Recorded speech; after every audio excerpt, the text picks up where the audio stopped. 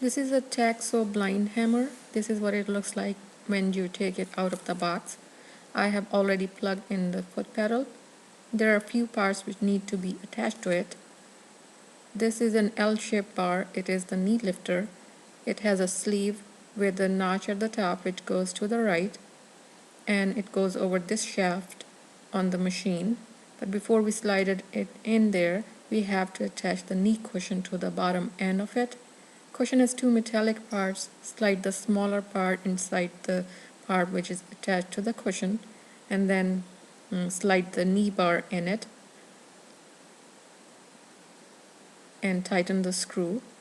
You can tighten it with the wrench which comes with the kit. Now slide it over the shaft.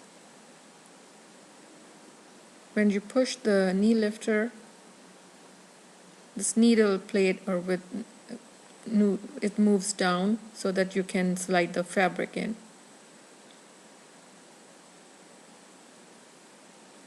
This is the work plate. It has to be moved out to slide the fabric in. There is a swing screw under it which needs to be loosened before you can move it out. If the screw is too tight, you can use a hammer to tap the screw and it will loosen it.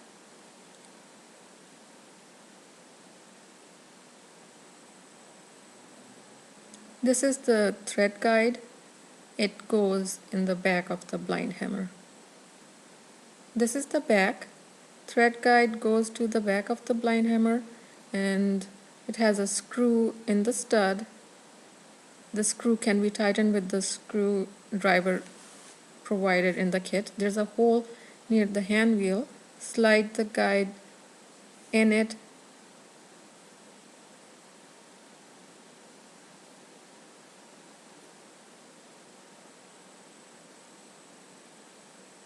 There is another screw on the top of the machine.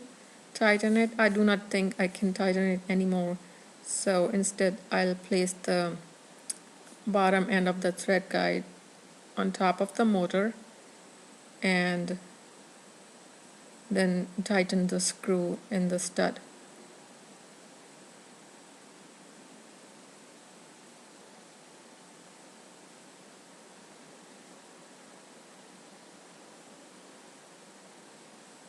I have placed a cone thread on top of the thread base, which goes through the thread guide, then through the first hole near the tension disc, then through the other hole, which is on the left side of the tension disc. The thread goes under this bar and then in between these tension discs. Then pass it through another hole which is on top of the Blindhemmer, and then through the hole in the needle clamp.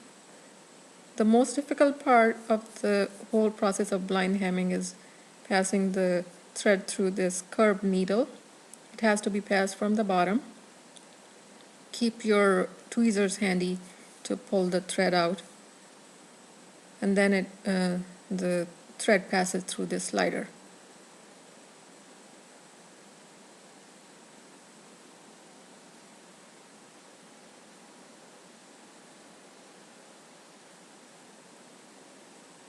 This is the plunger regulator. Right now it's set at 4, which means for medium fabrics. This is the skip stitch lever, and I have moved it to 2-to-1 skip stitch. Push the knee lifter down and slide the fabric in. And the fabric has to be under this bar, and it has to be between this notch of the cloth retainer. Also, the fold of the fabric has to be on the right side of this guide. I'm going to move the hand wheel clockwise by hand so that you can see how it works. Needle is going to take a bite into the fabric fold, and you can see that the cloth retainer holds the fabric when the fabric is pushed up. and the needle takes a bite in the fabric and then the fabric, folded fabric. If it's not positioned correctly, it will not sew correctly.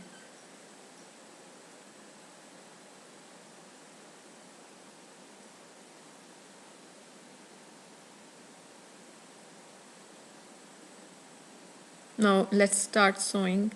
I've moved the work plate out, pushing the knee lifter to right and sliding the fabric in. The folded side is on the right side of the edge. Now closing the work plate, I'm using the 2-to-1 skip stitch.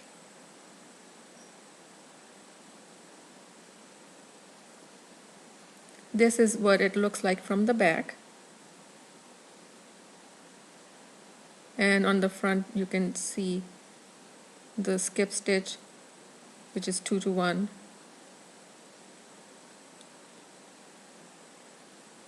This is 1-to-1 skip stitch from the back. It looks exactly the same. And this is from the front. Here the stitches are placed closely.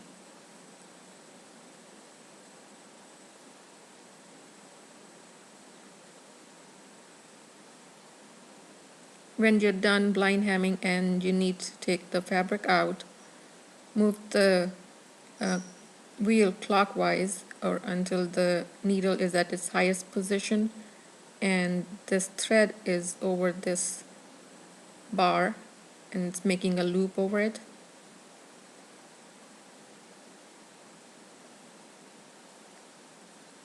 Push the knee lifter and pull the fabric out from behind, and the thread breaks and the stitch locks. It won't open if you pull the thread.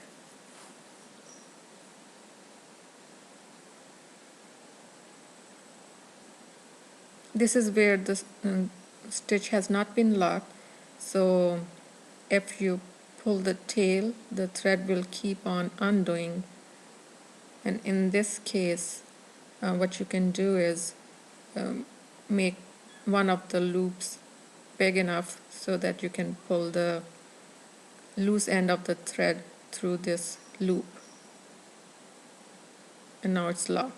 Now let's do it again. I'm trying to take the thread out to show you how to lock the stitch.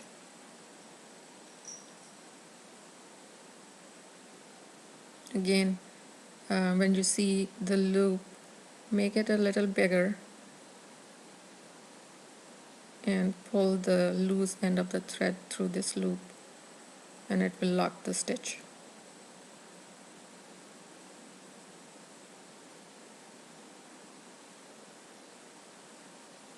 This is a curved needle and this is 3.5 size, which is for medium weight fabrics. Loosen the screw on the needle clamp.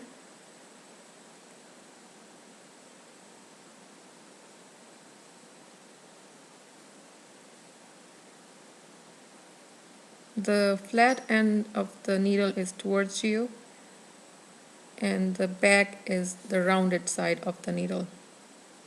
And if you move the needle clamp, you can see there is a notch here and there is a bar on top of the notch. You have to slide the needle in this notch as far as it will go and then lock the clamp.